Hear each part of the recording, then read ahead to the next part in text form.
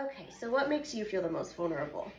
What makes me feel the most vulnerable would be hours 0 to 72 in the beginning of my luteal phase. It's a time where my emotions are out of my control, my body feels out of my control, and therefore my mental health feels out of my control. But one thing I always know is those 3 days pass and I start feeling like myself again.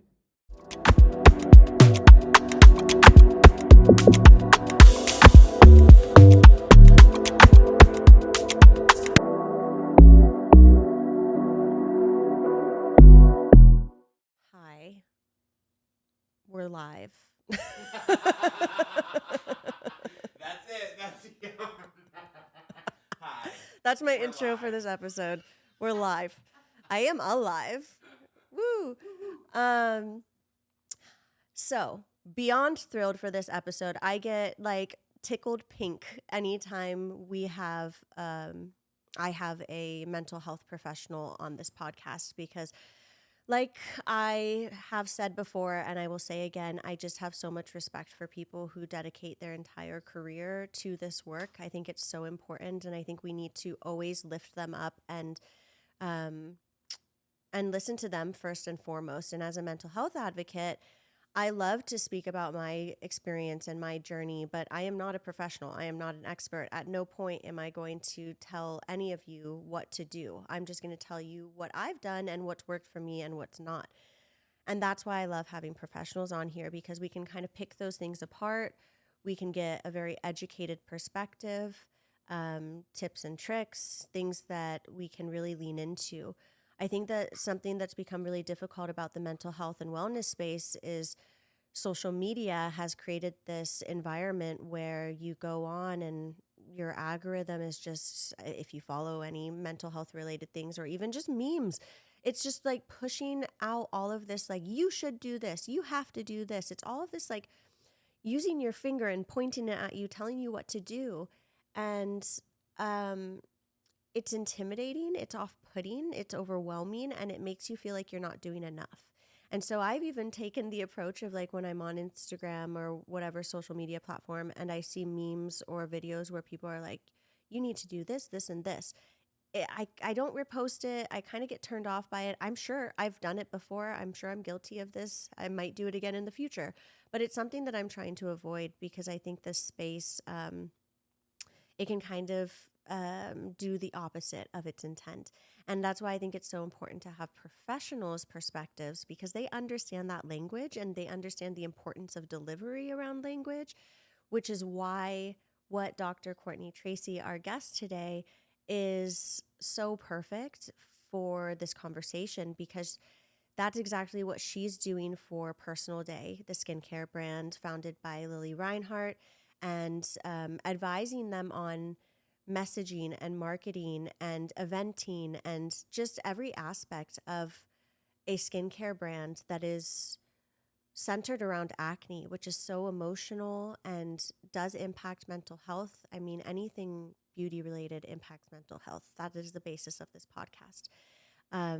So I'm really excited to hear her perspective and ask her some questions around how she works with Personal Day, how she advises them. I've loved the brand from just a user perspective. I love their products. I love their messaging.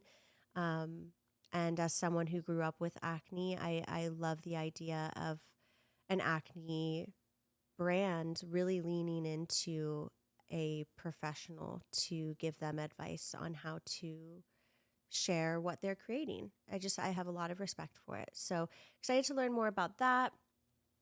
What else has been going on? I feel like I'll probably talk about it a little bit, but I've still been on my own journey that never ends. Doesn't for any of us. And something I've been kind of battling with lately is this concept of giving myself a break from healing, but also recognizing that there's always more healing to do and not letting that like weigh me down. I am excited to talk about Dr. Tracy about addiction.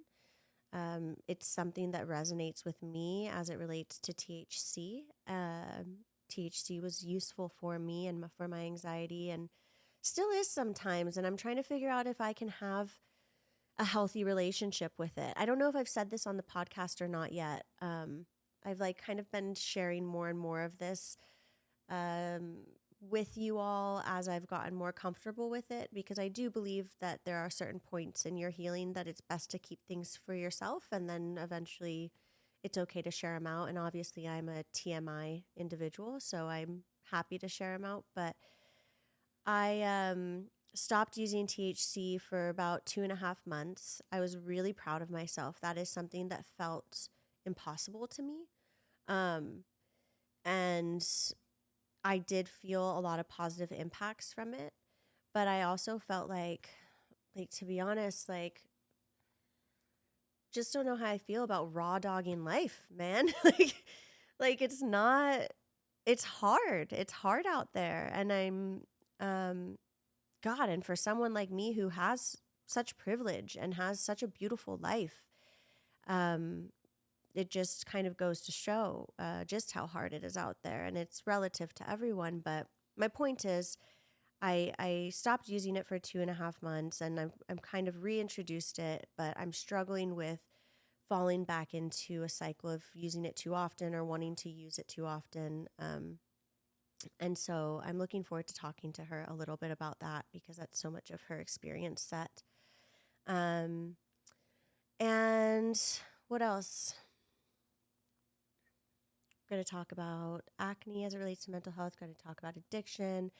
Going to talk about also what's really interesting that I kind of want to touch on in this episode is how healers often are people who had to heal themselves. I mean, I think every individual is someone that we're supposed to heal ourselves. That's part of our growth in this life.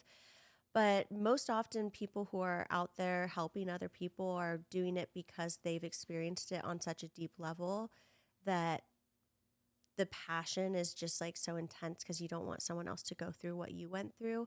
And so I'm excited to talk to Dr. Tracy about that and see what her experience was with that. I'm not a professional, but in my mental health advocacy, I mean, that truly stemmed from a place of pain and hurt and something that I went through. And so I think the professionals out there all have a really powerful story to share. And Dr. Tracy shares herself so vulnerably and so digestible, like her content and the way she speaks and writes and all of that is so engaging. So I'm excited to tap into that with her too. So enjoy. You'll learn a little bit more about me. You'll learn a lot about Dr. Tracy and Personal Day, and I hope you enjoy. It's so nice. It's a good location. It feels like cozy and comfortable. It was the first time for me and my husband, I think since we were like teenagers, that we lived in a house. Just, you're in apartments in cities and what you can afford and stuff. So it was a strange adjustment. This felt so suburban to me. We lived in Los Feliz before. Okay. And before that, we lived in San Francisco together. And so it was an adjustment, but now I'm like, oh, I'd have it no other way. I can get into Hollywood in 15 minutes for work. Nice. But then have the quiet and like calm energy of Burbank. Yeah. And the parking lots. Yeah. Like to be able to go grocery shopping and have a parking lot is. Yeah, just some normalcy. Yeah. Did you grow up in Southern California? Yeah, in Orange County, born and raised. Oh, okay, cool. Yeah. I lived in LA for a few years when I was going to USC, working at the treatment centers in Malibu, and did that for a while. Very cool. Yeah. I grew up in San Diego. Okay. So not far off. Yeah. How we doing? We're rolling? We kind of just roll right in. Okay. Oh. Thank you. All right, so we already got started talking, but before we get too far along, I always just love to invite you to share your name and a little bit about yourself, however you would like to. Sure. My name is Dr. Courtney Tracy. I'm a licensed clinical social worker and a doctor of clinical psychology in the state of California, and I've specialized in addiction and co-occurring mental health for adults for over 10 years. Wow. I went to USC for a master's in social work, and that really showed me like the social systems that just every human lives through. But then I also wanted to know more about the brain and the mind. And so I went on to get a doctorate in psychology. And now I own treatment centers across Southern California. Exist. Yeah, exist centers, and just do the best that I can to share mental health education online in a similar way that I do in the actual center. That's amazing. And you're also an author Yeah. of Your Unconscious is Showing, which I was talking about earlier, is such a good title. Thank you. It's so good, like so on the nose, and it makes you think a little bit, but it's very like obvious what it's saying. Yeah, it's the way I like to think about it is like when you're pointing something out to someone, like, hey, your tag is showing or your underwear showing. It's like you're telling them that there's something that may be out there that other people can see that they can't necessarily That's so see. good. Yeah, Yes, so because it's we like, all have that. Like you can see when someone is self-conscious in a little certain area because they're kind of overcompensating Yeah. or whatever it might be. Oftentimes we're mirrors to each other, and you need someone else to kind of be like, hey, this is... yeah. And doing it in a compassionate way too, Yes. you Yeah, know, yeah, because yeah. it's a bit of a call out. Yes. Like it's showing, but it's okay that it's showing because the book will help you figure out what to do with it. I love that. Well, thank you so much for coming on. A lot of people that I speak to in the mental health industry are kind of like, what is a mental health advocate? Like, what does that mean? And it's truly just wanting to be a more transparent and vulnerable public person. Like that's what it feels like to me, and sharing more of what's going on internally in a highly curated digital space that we all live in, especially within the beauty industry. But I have just an abundance of respect for people like you who are dedicating their life and their career to this work and really making such a change and a difference and sharing your time to come on here and educate us. So thank you. Yeah. It means so much. I geek out on mental health probably a little bit too much. So I admire you a lot.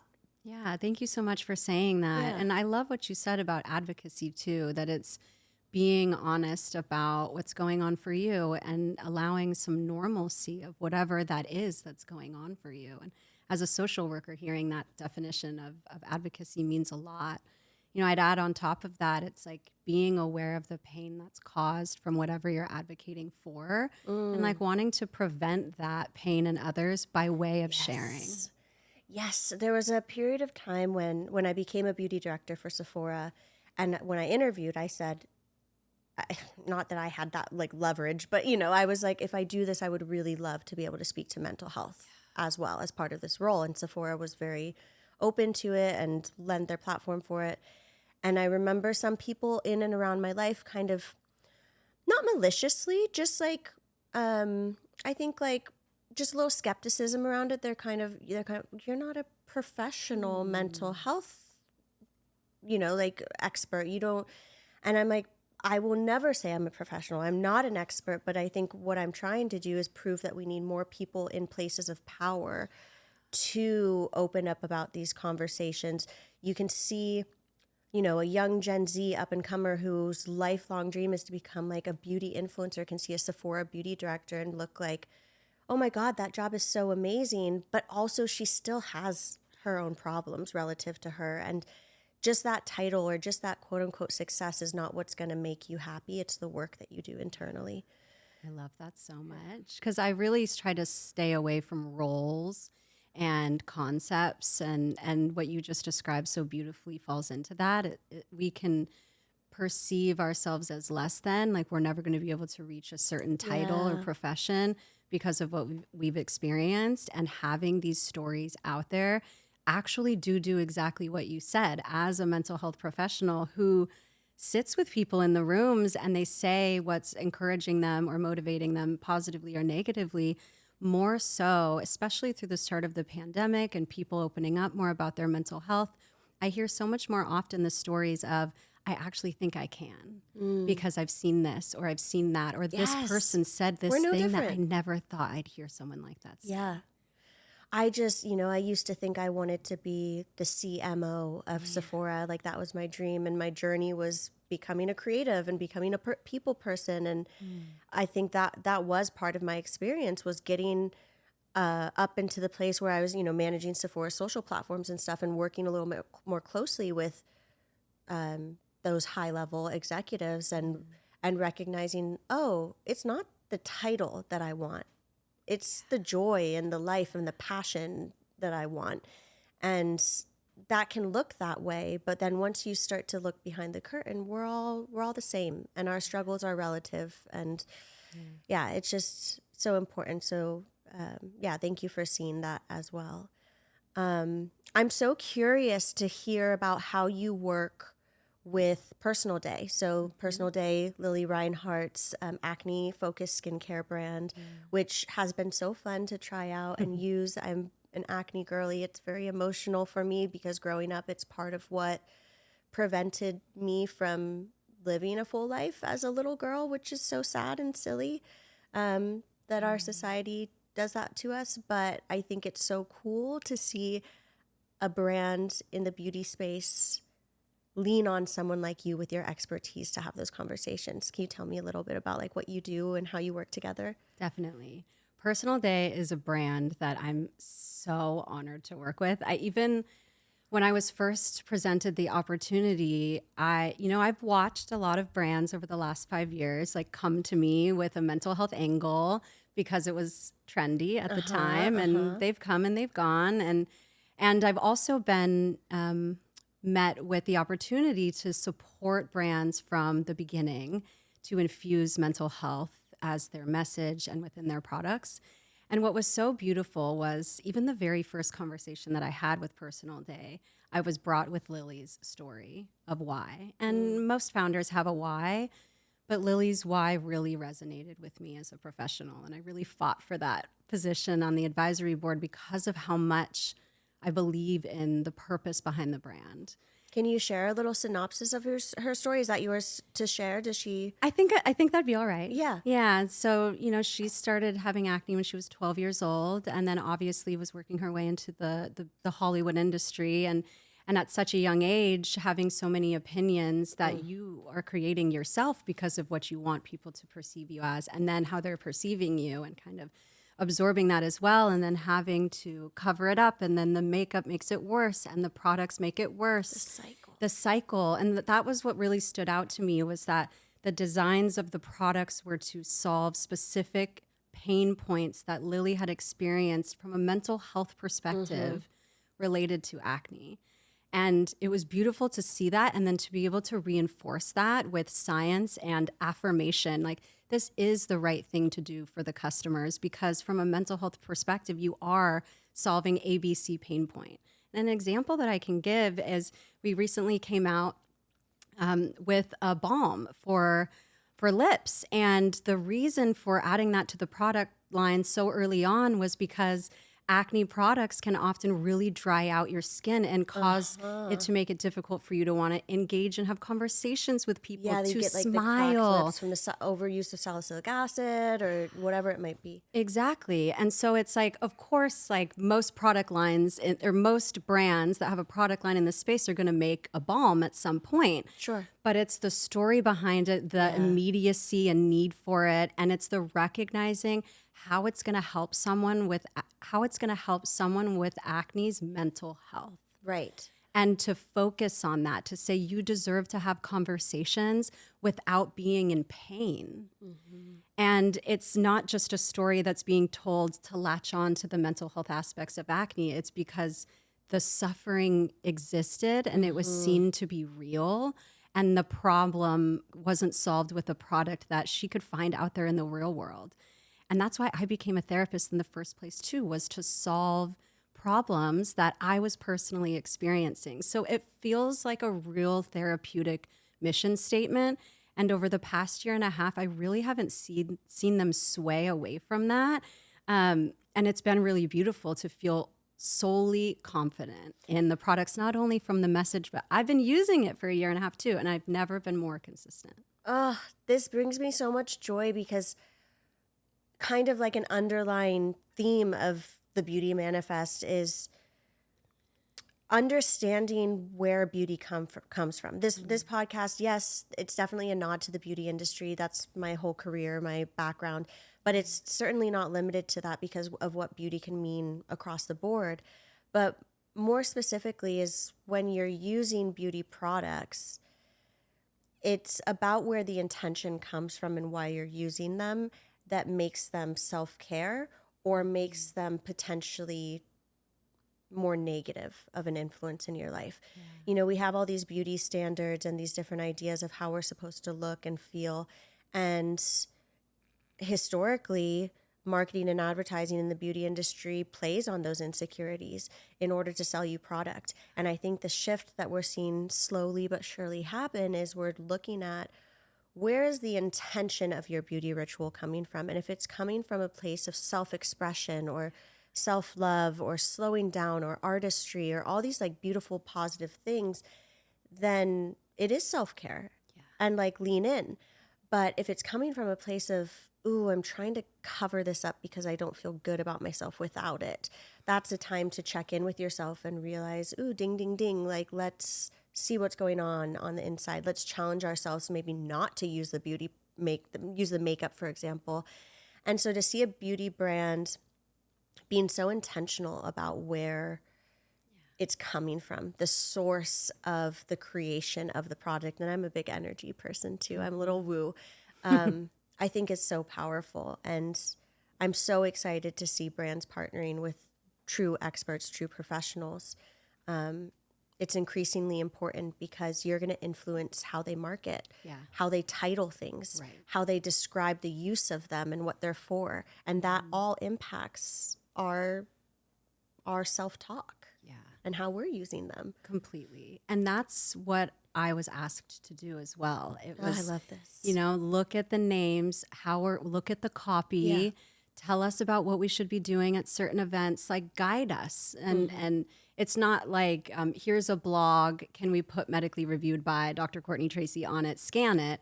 It's like, what is the actual science saying about this? And let us know that first, then we'll curate something and give it to you for review. So from the very get-go, it's science and it's research and it's compassion and it is care for the customer from the beginning. And as a professional, not that my license is on the line, but my your reputation. I mean, you are a public figure in the work that you do as an author. And coming on and being like a spokesperson, you know, definitely. It is your reputation. Yeah, and I haven't had one moment where I'm like, oh, I don't know if they're in it for the real mental health stuff. That feels good. It really feels good, you know. And I've gone so far to be like, this is such a great product. My daughter's going to use it. And Lily's like, how old's your daughter? I'm like, 1.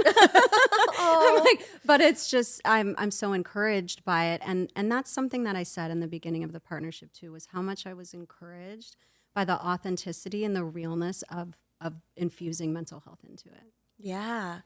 This makes me like I'm not trying to get someone to take my job, but this makes me want them to find like a therapist who is also like a makeup artist and educator to be a beauty director. Like that would be so cool. Yeah. I mean, I still got time. I could go to school, I guess. No, that's so special. And the products speak for themselves as far as using them and loving them. But I think what is so powerful is exactly what you're saying, is the intention. And that's going to create a lot of longevity for the brand, I think, because people feel that. And you made a comment about, I don't know how you phrased it exactly, but it's a theme that I always circle back to as well, is this concept of mental health becoming a little trendy or mainstream. Mm-hmm. And I always take a step back and I'm like, okay, at least there's a conversation. At least people are saying the words. Yeah. At least it's becoming quote unquote cool to talk about. Mm-hmm. But simultaneously, it's creating kind of this icky space online where it feels inauthentic and forced. I've mentioned this on the podcast before, but it's just such a good example. And who knows if this video was even real or not because social media. But there was this video that went viral of this mom and their child. And she didn't realize when she was filming that she clicked Instagram Live versus filming an Instagram story. So she went live. and she was like scolding her child to like cry better because she was like trying to tell a sad story. And it was the first time that it really hit me that how many people might be inclined to do that and what else we're going to be up against as these conversations do become more normalized or like trendy, if you will. How do you feel about that? Is that something that you're seeing a lot or? Well, mental health being a trend is, I feel the same way you do about it. It's good that we're talking about it, but it's concerning because a lot of people don't know what they don't know, even if they have the best intentions. Yeah, myself included. Like I'm on this journey and I'm putting myself out there, and I keep reiterating I am not an expert and I'm still learning, but it's so easy to misstep. Then you think about someone who's like not really concerned about misstepping. Yeah. And that gets scary. It's really scary. I mean, we are vulnerable. Like as humans, we're vulnerable, especially when it comes to our mental health, because we're far more influenced than we think we are. Even, my book, Your Unconscious, is showing the first part of it shows you all the things that are manipulating your mind and your body and your brain that you might not be aware of. And with all of us being online, having all this information about mental health, we all want to get better, but it's learning what sources to trust. Yes. And then understanding that empathetic human beings will be taken advantage of, because unfortunately just some humans take advantage of other humans. And it's allowing us to be vigilant when it comes to what we're absorbing, and to be able to know that if this piece of information sounds good, then I'm going to take it and do some research to make sure that it's information I want to actually implement into my life. And then I think it's also not necessarily guarding empathy, but being aware of like your own boundaries, limitations, and responsibilities. Because the example that you just gave, I mean, brings up so much for me as a mental health professional. Bet. It's terrifying for me to imagine the rest of that child's upbringing. And it is the reality. Chills. Yeah. Yeah. It's just so sad to think about what their experience is going to be and like how they're going to learn to express themselves. It's terrifying, honestly. Yeah. Well, hopefully we can navigate it a little bit better as we move through it. And like I said, silver lining, like you said, at least the conversations are happening. For a while there, I questioned myself. I was like, do we really need a space to talk about this in beauty? And I was like, I feel like everyone's talking about it. Like every brand's talking about it. It's on every podcast. Like, am I really doing something here? And then it was like the universe just sent me like example after example of family members and friends who I'm really close to who in the last like couple years who were experiencing mental illness and really ended up hurting themselves or others as a result of the stigma, as a result of the shame. And so it's like we can hear about BetterHelp and all of these things on every podcast. It doesn't mean that people feel okay about talking about it, especially the people who are really in it, who are really deep in it. Definitely. Well, and something that you said about, your purpose behind the podcast, which is to show beauty through a mental health lens that isn't just beauty that we can see. And as a therapist, some of the most beautiful things that I have ever seen in my life are people allowing tears to fall in session, and people saying it's not my fault or it's not my responsibility. Like, it makes me emotional right now because it's so, I don't know that's how you real hold beauty. yourself together. I'm such a baby. I would be like, And sometimes I am like that, and I think that's important, Yeah. to show that like you're not the only human that would be Yes. sad about this. Yeah. And so, I'm here with you. But that is true beauty. And, when I've worked with older adults, maybe they have anxiety or depression that they're coming to see me for, but they also have a better understanding of what is beautiful on this planet because they've gone through so many years of their life.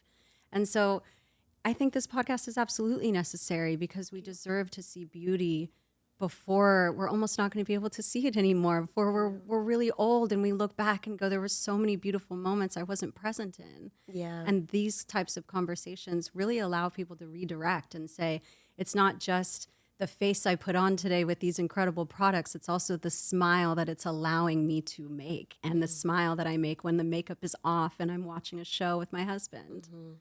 or the experience of the ritual of putting it on and what that does inside of you, and the expression coming out of you. And there's so much good to it that we miss because there's so many other super loud messages coming at us about how it's supposed to look or what it's supposed to be.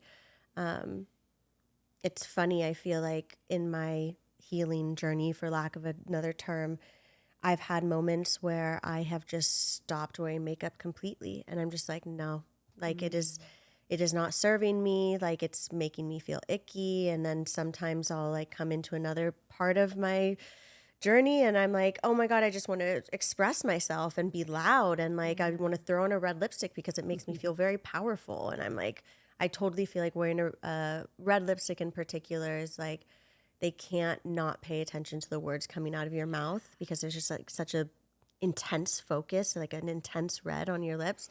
So if I'm speaking publicly or professionally for Sephora or anything like that, I love to wear a red. And it's, you know, it's things like that are so personal, and mental health in general is so personal. It's not one way or another. And I think there's a lot of people out there that are like, the beauty industry is bad, bad, bad. And there's a lot of bad to it, but there's a lot of good to it. And there's a lot of people trying to make it a very beautiful place to be, which is encouraging. You mentioned that you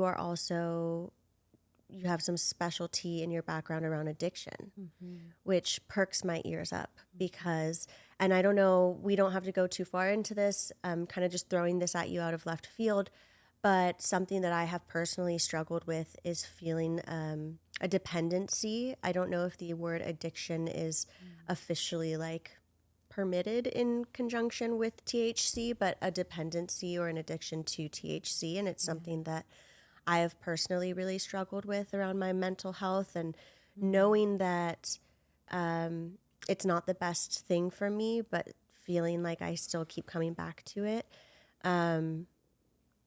And seeking that disembodiment, which I think is so much what addiction is about, whether it's a substance like THC or even caffeine or sugar.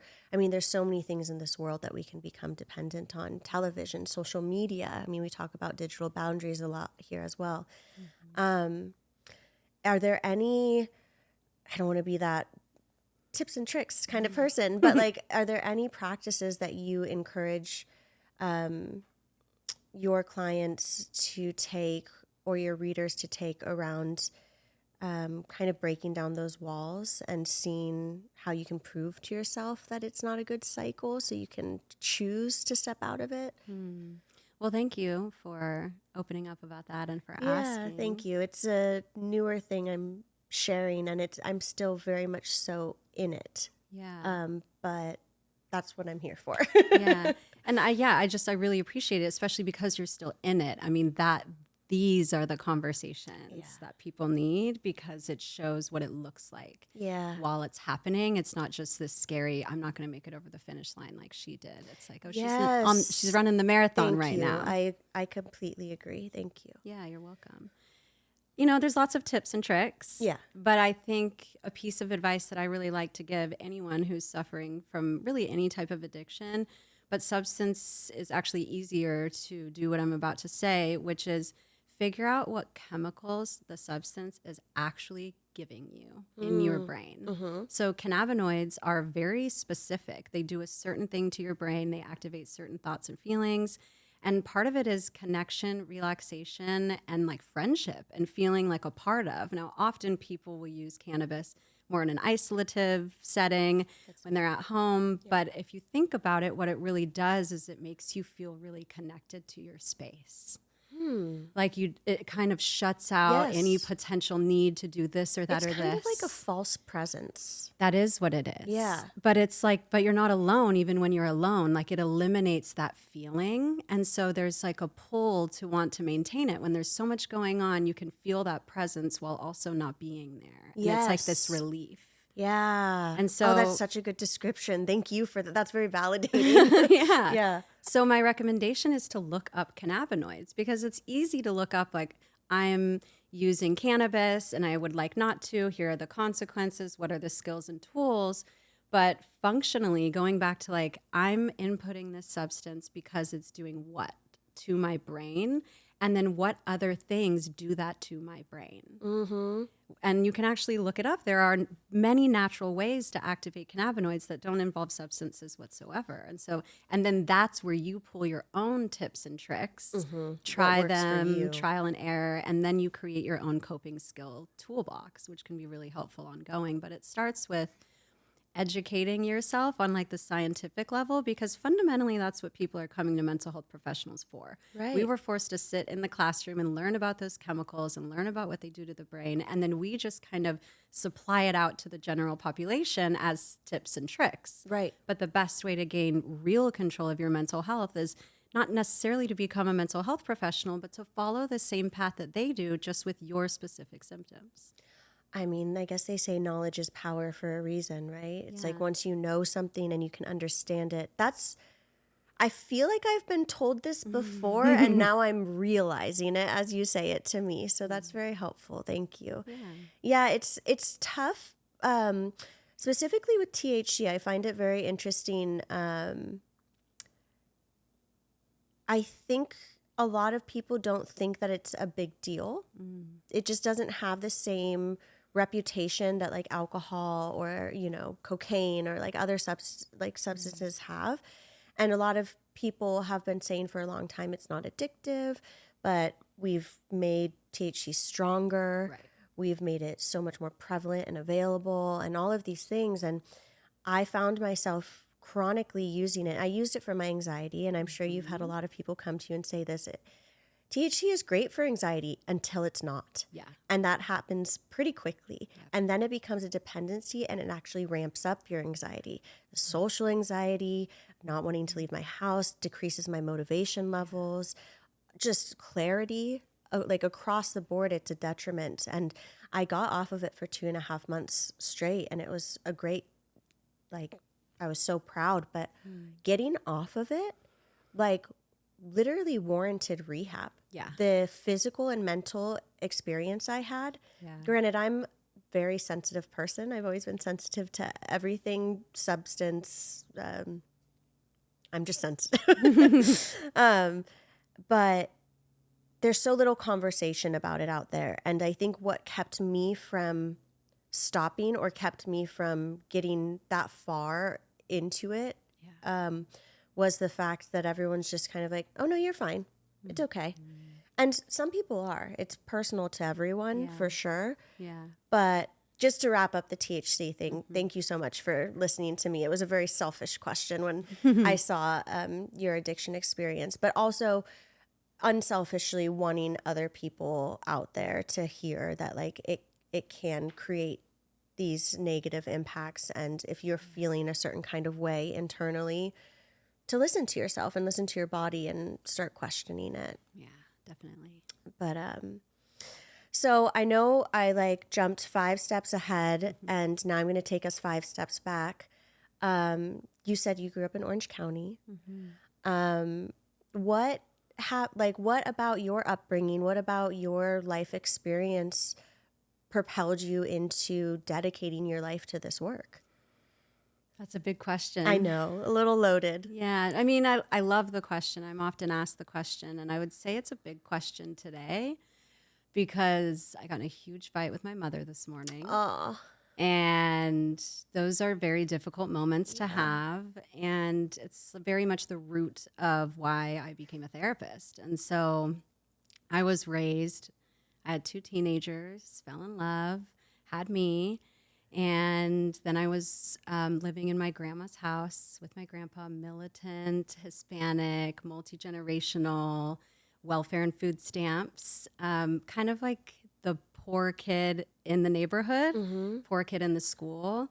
And that was rough growing up. I felt like, the question I'm asked often, why did you become a therapist? I feel like I grew up in mental health and substance use diagnoses all around me and just had questions of why am I so sensitive and so impulsive and no one can protect me? And they're actually just reinforcing and exacerbating the pain and the suffering that I experience. Sure. And for a long time, I turned to substances and sex at a really young age. found my husband, who is actually my operations director. We've been together for 20 years Oh my now. God, amazing. So somehow he pulled me out of my childhood, really, and showed me that there, is this other way to live, and you can, be responsible and respectful and create a family, and we've done that. And so really it was having to care for myself when I should not have had to. Yeah. And learning how to care for myself, and then feeling like it was my purpose to teach others how to do that too. I thank you for that. Thank you for sharing. As you were answering, I realized, okay, you definitely get asked this all the time, and I bet most all mental health professionals do. And then you think about it, and you're kind of just asking someone like, "What was your trauma?" Because healers are often healing because they had to learn how to heal themselves. Like you just said, my mental health advocacy was part of my own healing journey. Sharing my mental health experiences with other people, it's not just for them, it's also for myself. It's helping me through it. And when you help other people, it makes you feel better. It's encouraging, and you can keep going, and then you create this community. But to step into it into a professional lens is so different, and so committal as well. Like it is you're really jumping all the way into it. Yeah. So how many years have you said you've been doing this work? Since 2012. Wow. Yeah. So I started working in community mental health, and then I worked in Malibu for 4 years at luxury treatment centers. Okay. And then I opened up my own from 2017 forward in Santa Barbara and now Laguna Beach. Wow. So Exist. It is in fact a treatment center. It is a treatment center. So we give therapy and treatment all day during the day, Monday through Friday. And we also have transitional housing called the Truth House, which I founded as the Truth Doctor. And so people can live there. They get food, transportation, games, community events, everything to and from. So it's a whole unit where people can come that experienced the same things that I did when I was still suffering, and they can stay for 4 to 5 months and just heal with all the interventions, and then figure out what to do next. That's amazing and beautiful, and thank you for that work. I think, like anything else with mental health, there's a stigma associated to going into a treatment center, and that seeming like it brands you as something. And I wish there was more openness to that, both through my personal experience and through experiences I've had with people around me who really needed the help and just couldn't take those steps. Yeah. It's an interesting point to make, because it's so true that, there's a stigma itself to therapy, but then it's a different level when you have to go to treatment. Yeah. And what's interesting is if we were to think about someone that had a condition, a disease, or just something happened to them where they had to be in the hospital for 30 days because it was a physical health issue. Yes. It would be like, I really hope that you get better. I want to come visit you. What work can I take care of, and then the household. And of course, there's friends, family, partners who will have that response to a mental health admission. But it's almost like the assumption that you can't really get better, and you're just so bad that you have to be removed from your life for 30 days. And then, again, you won't be better by the time you return because you just must be so bad. When in reality, what's happening when someone goes to treatment is, and the reason it's different than the hospital, is because our mental health is affected by every single thing around us. By the colors that we see, by how loud it is outside, by our to-do list, by what our partner said to us that morning. And so when we remove ourselves, we're really just giving ourselves permission to be monitored, to have our mind be monitored and supported. In the way that we're removed and placed into a hospital for physical health, we have all these monitors on, they're testing our blood, our heart, our lungs. In treatment, we're just looking at the different workings of the brain and the mind. And so it's not even that someone is so severe that they need treatment. Right. It could be just that the environment is so severe that the person can't get better without removing themselves. Yes, that was so beautifully said, and I couldn't agree more. And then there's another layer of that is how your mental health impacts your physical health. Yeah. And I've experienced that. I've seen so many people experience that, not figuring out how to release that suppressed energy that's trapped in your body, and then it manifests as physical ailments. And so it's so backwards that we think that is like, quote unquote, like worse than like going into the hospital for a physical ailment, when like that might be actually causing physical ailment. It's just like, we have it so backwards sometimes. Yeah, It's frustrating. So frustrating. I have had someone in my life who was even fearful of, who really needed the help, and was fearful of their work finding out, and that impacting their career trajectory and being able to partner with certain people. And that just, that is where it's like, okay, we can have this be so mainstream and quote like trendy or whatever. But like, if people are still feeling that way, we have a lot more work to do. Yeah. And I think a lot of people are feeling that way. Yeah. And there's going to be people who are going to hold the stigma and maintain the status quo and have their perspectives of people that struggle with their mental health. And the work is radically accepting those people and their limitations from our perspective, and acceptance that they think we have limitations from their perspective, and to coexist while reducing pain and suffering as much as possible, and just continuing to create spaces like this that reinforce the benefit of being vulnerable and open. My gosh, I feel like I'm so in it, as I'm sure you feel the same way, probably more so, that I just sometimes can't wrap my head around how people can't see it. Like, see the benefit in it, and see the growth in it, and see how it makes us a better society and better people and better business and better inventions and all of these things. It's holding us back as a society. And I think we're meeting that kind of impasse right now, especially. Yeah, I think so too. You said something about, it's hard to grasp how people don't understand like the importance of it. Yeah. And like a really quick story I have is, before I became a therapist, I used to actually verbalize that I didn't believe I had empathy, which is very surprising, and was very surprising to people. And that I am the exact opposite of that. Right. I'm extremely empathetic.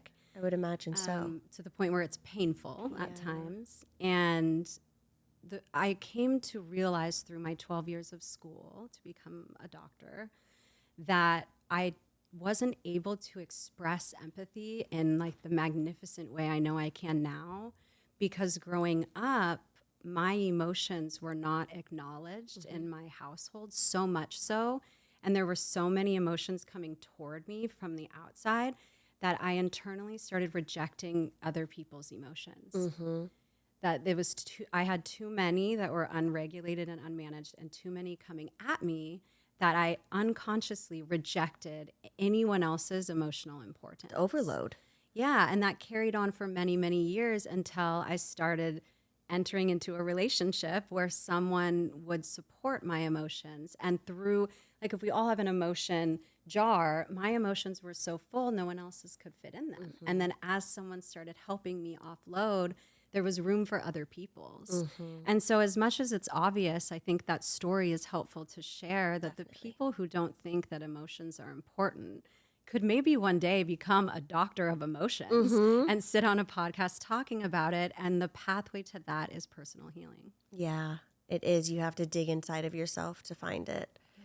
No, thank you for sharing that, because it's such important context. I think I always say, I mean, you saw my cats. I'm a cat person. I always say there's no such thing as a bad cat. There's just a bad owner, because they're just little animals with these sweet little spirits. And a lot of people think that cats are like, oh, they're so independent, they'll take care of themselves. They get a house cat, they only have them inside. They have no friends, no other cat friends. They're not getting played with or attention. Like, of course they're going to become recluse and harsh and unfriendly, like any living being would. Right. And that is just a metaphor, I guess, for humans as well. It's like you are only a product of what you were brought up with and how you were treated, and what your experience was. And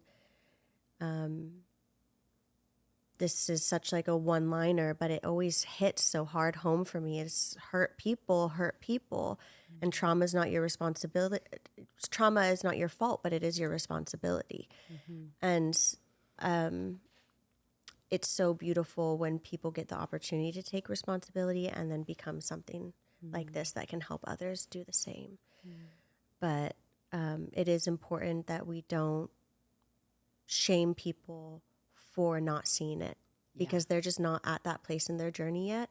And the worst thing we can probably do is be like, oh, how do you not get it? And like have that kind of tone or that kind of angle, because then they're just going to be more off put and it's more intimidating and kind of like, well, I guess I don't get it, and kind of turn it off, and then they don't ever do the work. Yeah, I agree with that.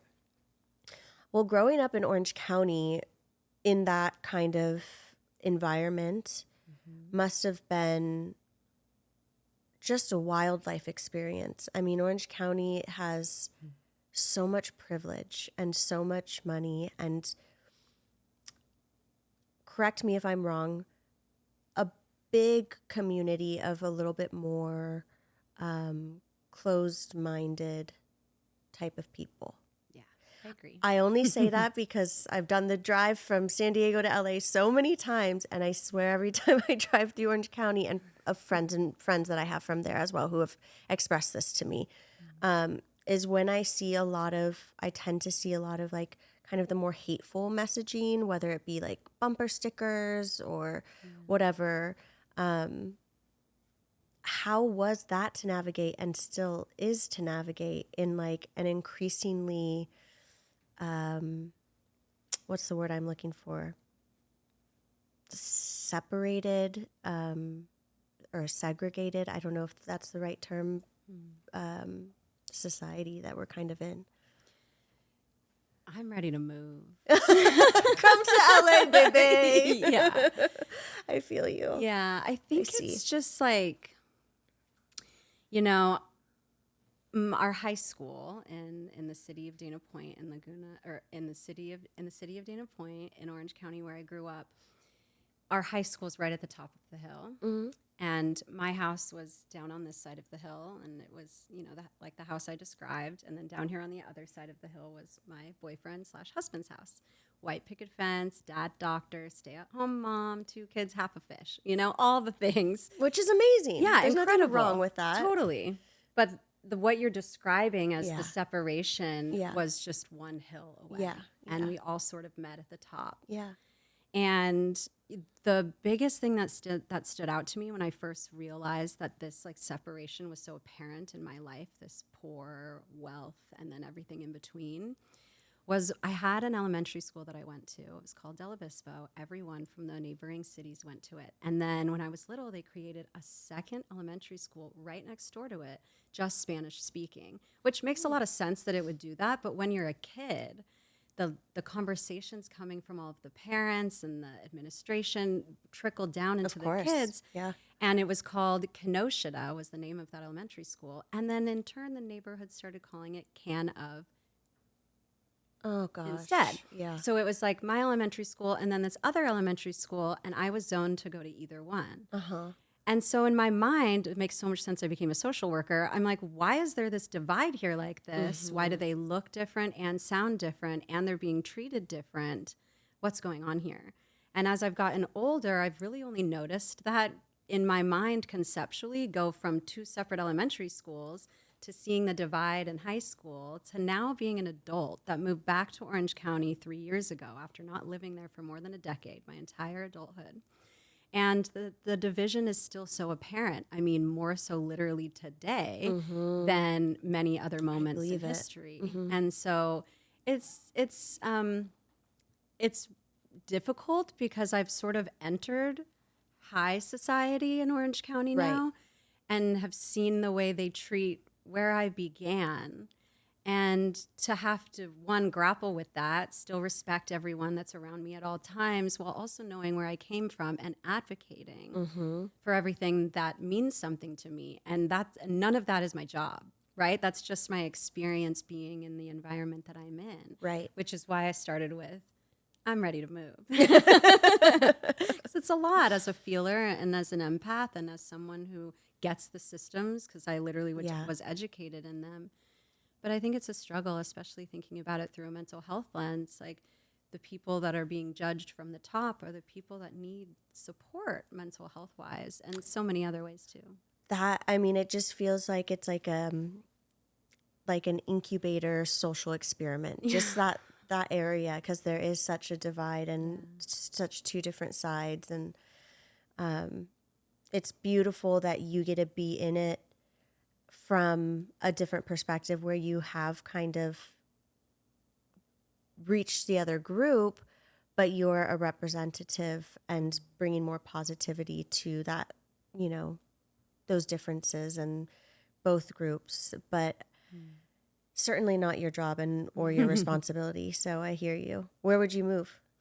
That's a great question. I've been looking into it, but honestly, I've been thinking Barcelona.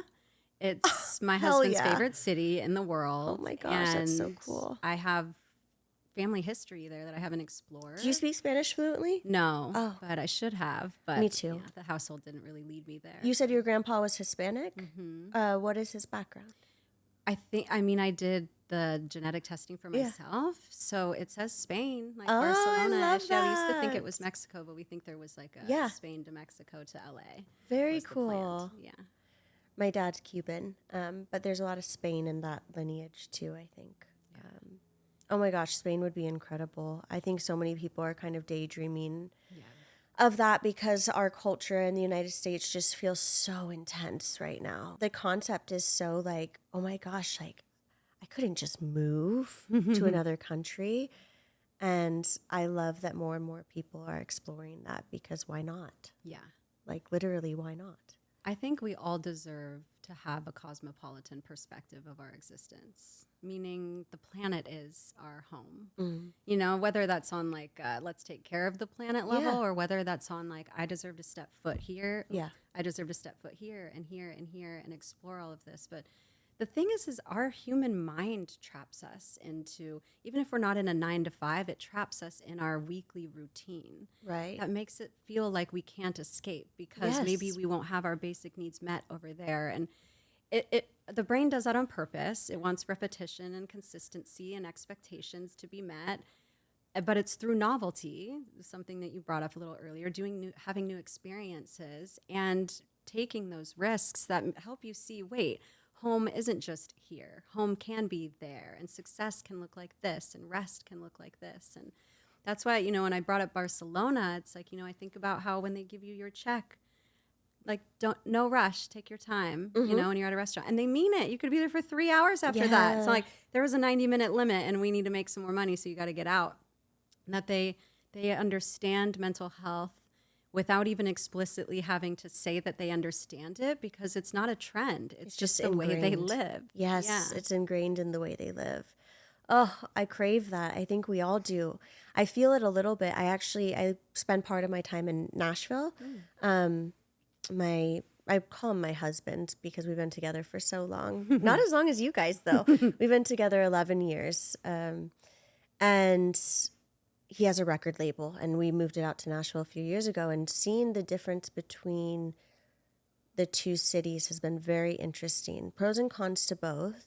Obviously, the South was a bit of like a culture shock. I had never spent time out there, but Nashville itself wasn't really, because it's such a melting pot. It's not really like what you would expect from the South exactly, quote unquote. But the speed of lifestyle and the energy when I land at the airport in Nashville versus when I land in LA is so felt.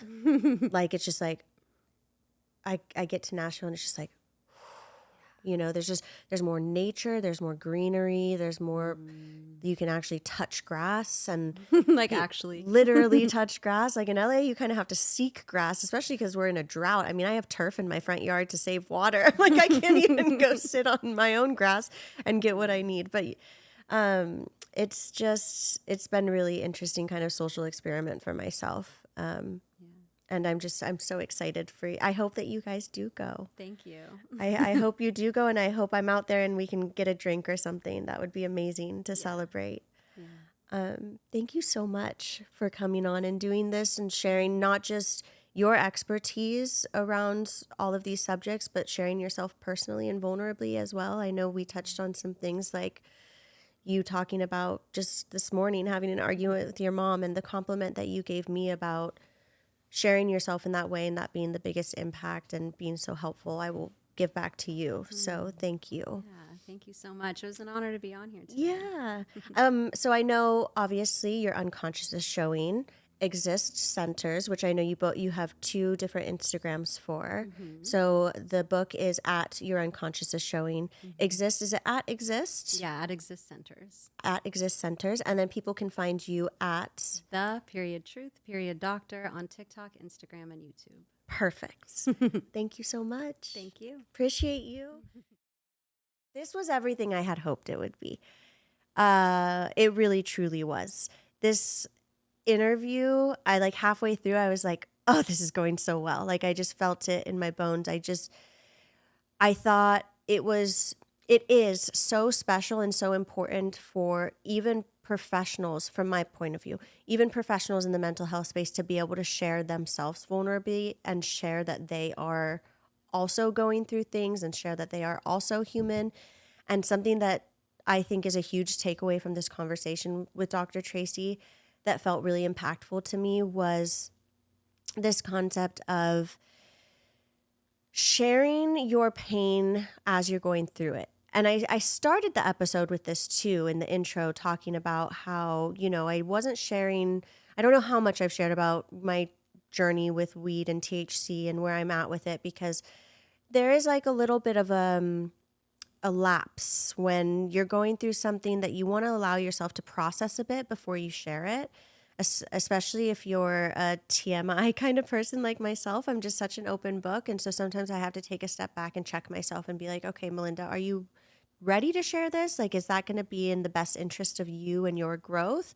Or is it going to make you overthink it? Are you going to look back? And I thought it was so beautiful that Dr. Tracy was willing to talk about, an argument that she had with her mom this morning, and that she's in it and that she's thinking about it and that she's not over that hump yet with like where she wants to live. And the same way that I'm saying I'm not over the hump yet with my journey with weed or my journey with body image or any of those things. It can be a little bit intimidating when someone says, oh, yeah, I did it and you can do it too. It's like, yeah, but you're already there. Like, I don't know how to get there. I don't see the light at the end of the tunnel for myself. And so I think when we can open up to each other and be more vulnerable about where we are in the journey, even before it's ended or found a resolution, it can be so much more powerful for the connection we create with each other, the support that we have for one another,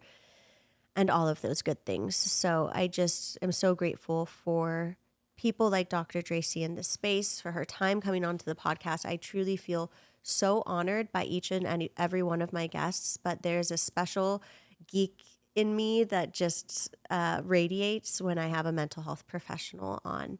And she was the perfect guest for this podcast. The mental health as an advisor for a beauty brand, like this conversation was everything that I wanted. I hope that you all find her. I hope that you find her book. I hope that you find her content. She is just such a beautiful person and has so much to, I think, offer us. So let me know what you thought. Share in the comments below if there's any subjects that you want me to double tap on for future episodes, if we might want to invite her back or anything along those lines. I'm open to all of your feedback. And all of the things that you say at the end of the podcast, like please subscribe, please leave a review if you feel so inclined. All those things help me out. And I'll see you all next time. Bye.